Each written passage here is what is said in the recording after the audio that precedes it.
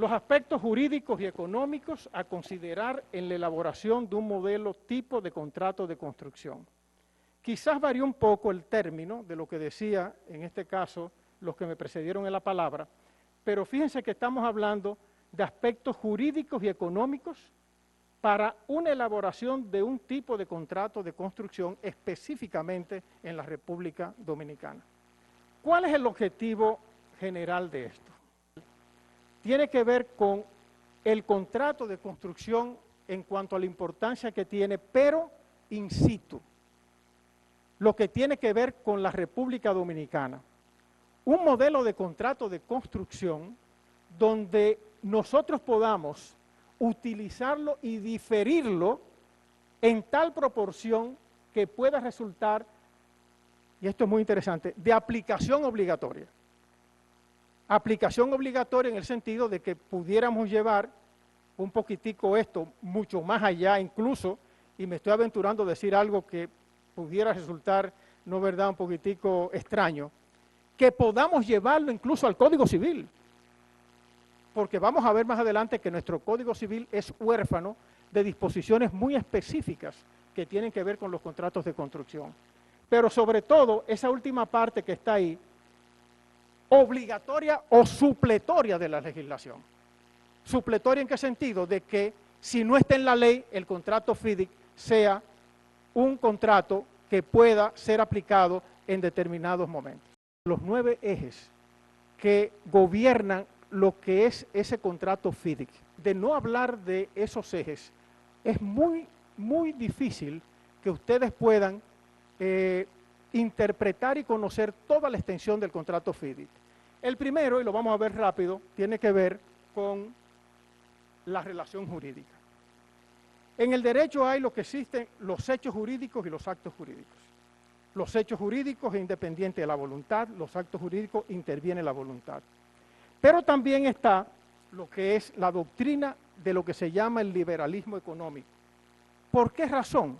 Porque ese liberalismo económico nos lleva a lo que se llama el libre juego de la iniciativa privada.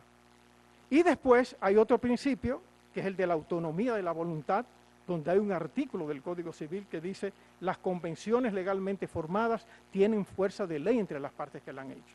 Lo que significa que las partes pueden negociar lo que deseen siempre y cuando no viole una disposición de orden público. Un orden público que yo digo que está inflado hoy en día porque todo no puede ser orden público.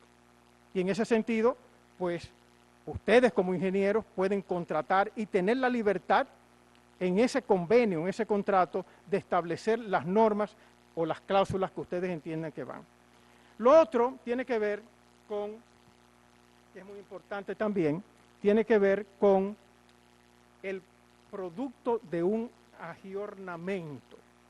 Esta es una palabra que a mí me gusta mucho, que la aprendí hace muchos años, es del Concilio Vaticano II, y es la renovación y la modernización que tiene que ver con respecto, en este caso, a los contratos de construcción, sobre todo modelos, donde ha habido toda una renovación dentro de lo que es el derecho privado. Y después pasamos a algo que se utiliza mucho, Eduardo, en el arbitraje, que tú lo has escuchado muchísimas veces, que es la lex mercatoria, que es una serie, sencillamente, de disposiciones que se basan en los usos y las costumbres y que en el modelo internacional son importantes para establecer esas relaciones contractuales. Pero además de eso, producto de esa ley mercatoria, hay una lex constructionis, que es donde entran los contratos FIDIC, desde años, donde estamos estableciendo a través de esos usos y costumbres una serie de modelos de contratos. Esa lex constructionis, entre otras cosas, establece realización de estudios previos al proyecto, sistemas de fijación de precios, cláusulas de revisión de precios, establecimiento de garantías de ejecución de obras, de estabilidad de obra, de pago, utilización de la figura del ingeniero, que de hecho en el contrato FIDIC, vamos a hablar de esto, donde hay una figura que es el ingeniero, que está en inglés, donde esa figura del ingeniero es muy diferente a lo que lo vemos en los contratos nuestros acá. Porque ese ingeniero es nombrado ¿por quién? Por el propietario. cuando siempre lo que hay es una figura del supervisor. Pero además de eso están las cláusulas penales, que está en un artículo del Código Civil, no quiero decir el número, es el 1229, pero están las cláusulas penales que son cuando se incumple una obra o se incumple un contrato, hay una compensación que hay que pagarle a la persona que ha resultado afectada. Lo otro tiene que ver, esos ejes, con la afirmación de que el centro de gravedad del derecho ha venido desplazándose, importante esto, de lo general a lo especial, lo que nos lleva a señalar que nunca la ley puede sustituir al contrato, nunca. Y volvemos a la autonomía de la voluntad. Importante esto, ¿por qué razón? Porque el contrato FIDIC lo que ha querido específicamente en esto es que eso que es general en el derecho, llevarlo a lo especial y que esos contratos tengan la relevancia debida. Los dos últimos puntos son importantísimos también a los fines de entender el contrato FIDIC. La teoría de la imprevisión. ¿En qué se basa? Se basa en un principio de buena fe, en la ejecución de los contratos, adaptándolos a las circunstancias económicas que se viven.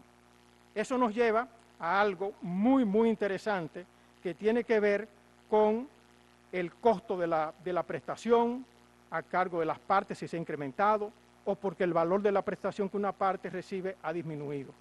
Nos lleva a eso que también es algo a señalar. Y finalmente en estos 9 ejes está algo en Francia novísimo, todavía no está aquí, que recoge el concepto de violencia económica.